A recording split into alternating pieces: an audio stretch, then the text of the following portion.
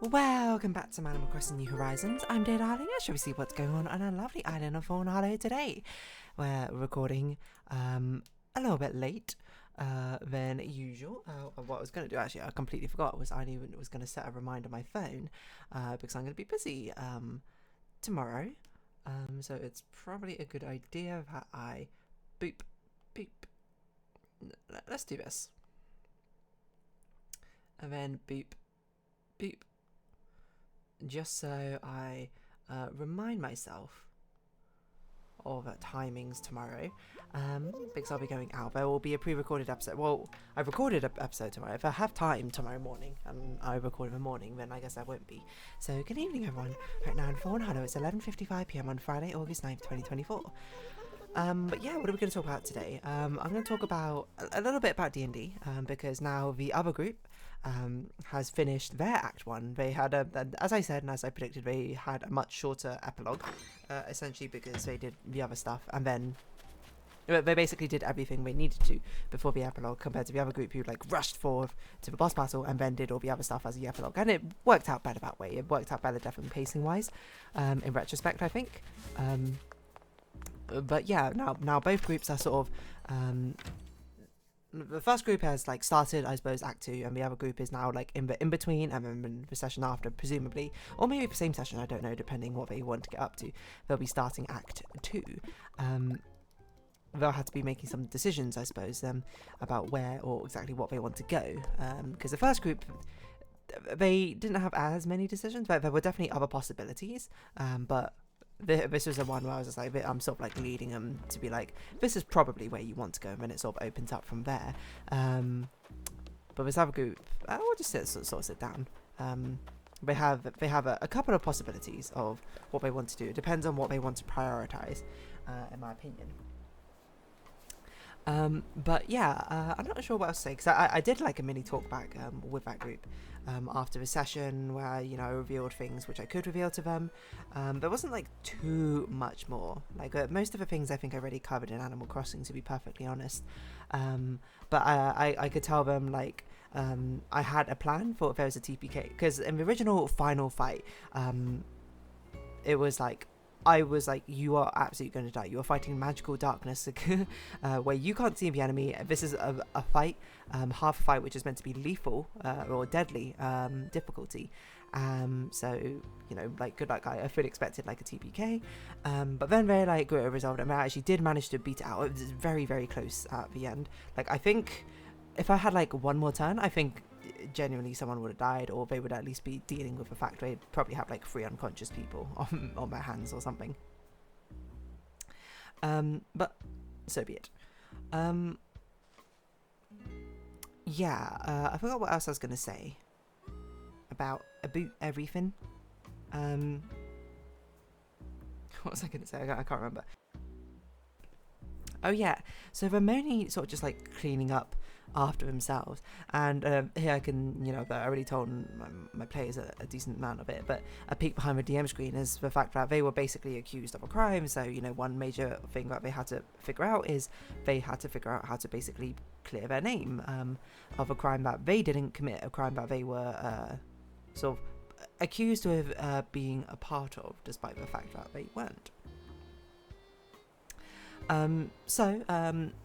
What I had basically ideated behind the scenes was okay, so there's a couple ways it can go down, but the main way which might happen is that they basically had to do a mock trial, kind of, where they had to basically defend themselves in the not the public court, but the private court of the people of a governing body, to be we weren't involved, this is our evidence for us not being involved, essentially.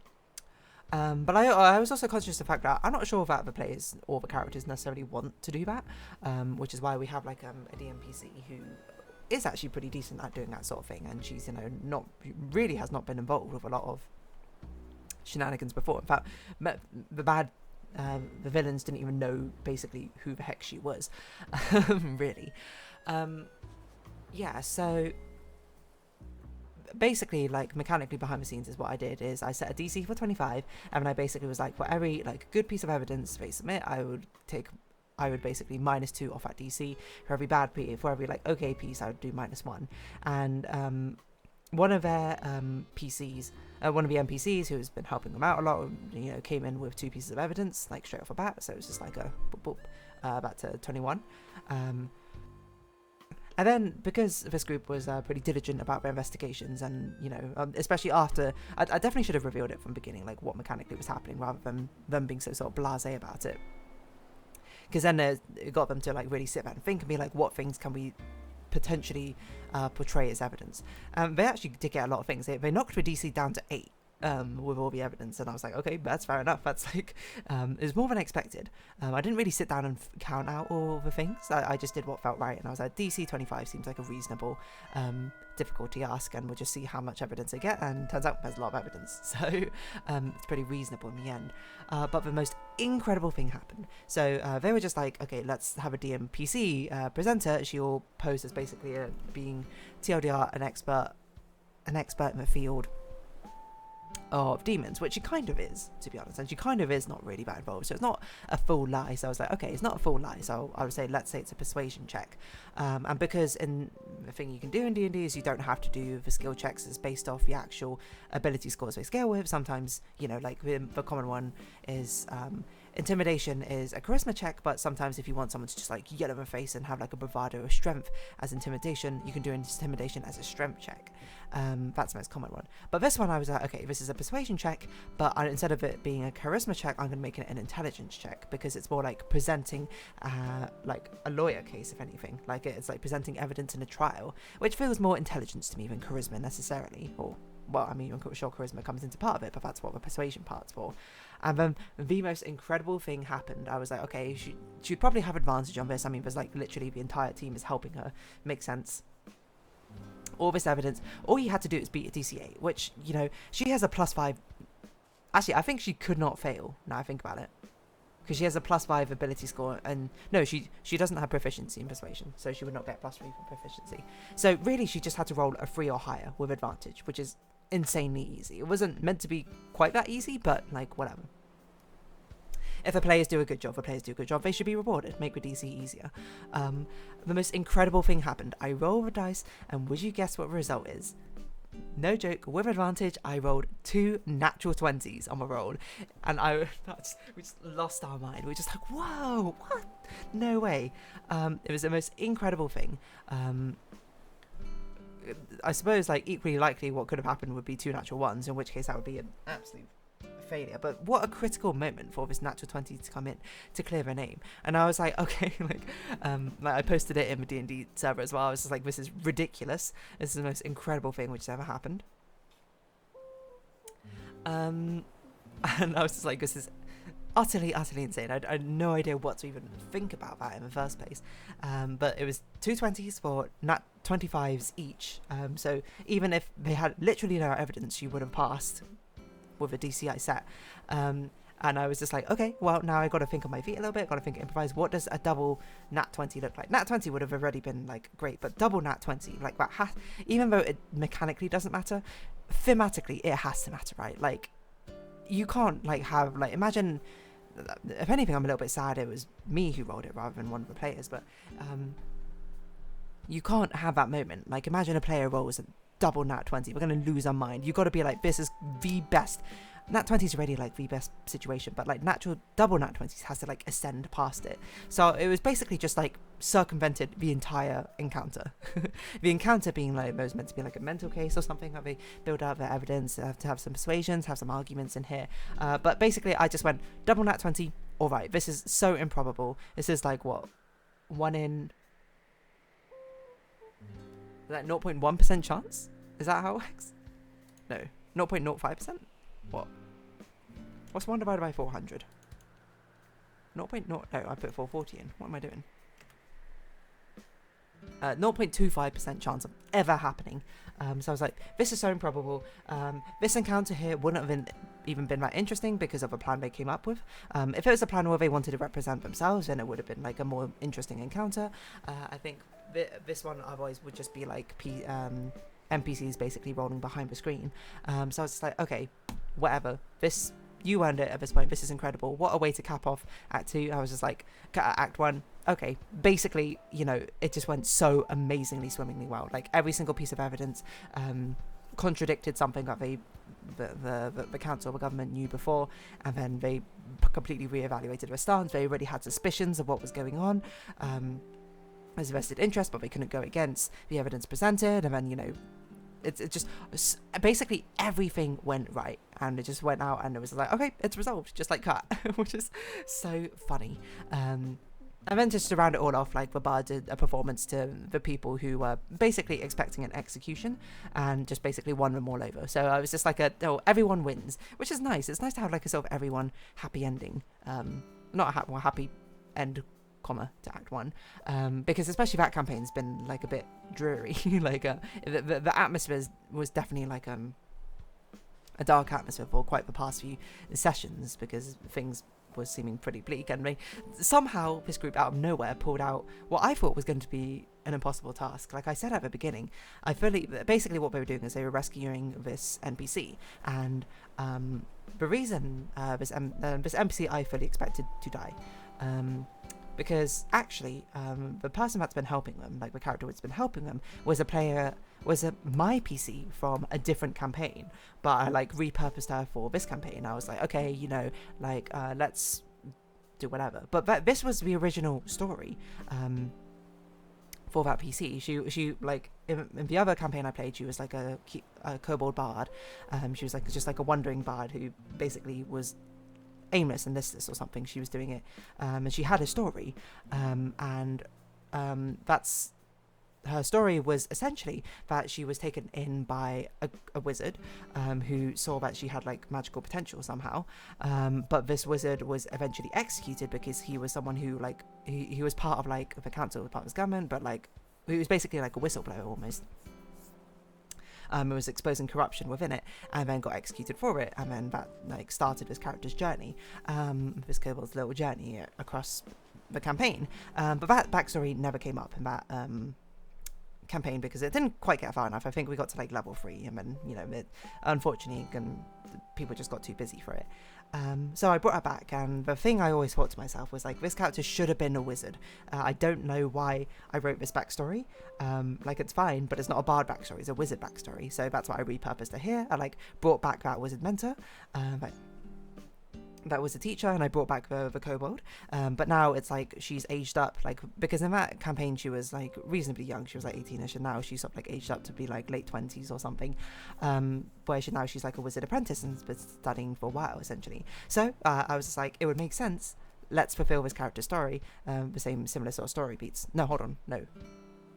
Sorry, those ages like are different, but that's like the human equivalent of those ages is what I had in mind. Because kobolds, like in official D&D lore, like age supremely quickly, but then also live to 100 somehow. So I don't know, human age is like messed up. That's why, like in my campaign, I'm just like, okay, everyone just tell me what their age is like in the equivalent of human age. As far as fantasy ages are, I don't really want to think about it, because I'm just like, what does a 110-year-old elf mean? I don't know. Just say that like, oh, in human age, in like the equivalent mortal age, I would be like 24 or something. I'm like, okay, fantastic. Anyway, not the point. The point is, I was like, okay, so like this gives me a great starting point for a story. Let's fulfill this character's story, or what was going to happen. And I was like, okay, so they get captured and he's going to be executed, and that will kick off this character's story. That's why I was like, I make it so difficult to actually rescue this character. Like, it's not difficult to find him, but like the entire situation was like difficult and very troublesome in the first place, and the entire town is essentially against them. So there's a lot of opportunities where it could go wrong, but my players did pretty well. Some good rolls here, some smart play here, and, you know, lucky breaks here and there, of course, meant that it just worked out, you know, like with separation of the bosses, they fought them individually, so I actually managed to take them down, some pretty decent rolls here and there to actually find where the character they want is, some clever role play, some clever planning here and there, and just made it like all basically work out. And then just to cap it all off, the entire like run, it was basically a miracle run. Like, I can't express how much of a miracle run it should have been. Like, this character was slated to die. I didn't want to, of course, make it like a guarantee. Like, that's boring. Like, if players like have an opportunity to try and like rescue the character, of course they're going to want to. So I was just like, okay, we'll give them a chance. It's going to be extremely hard though. But they did that miracle run. They like somehow made it all the way to the end and rescued the character, not without consequence, of course. The character's currently basically like a sort of stasis right now, but the character is alive. and he would have been executed otherwise. So I was just like, okay, you know, completely upturn the story. This character, this kobold wizard is not that kobold bard that she was many in an alternate reality. Her story was rewritten. You know, I'm not spider versing. I'm not saying that this is a canon event, that mentor has to die. He didn't die, so that's it.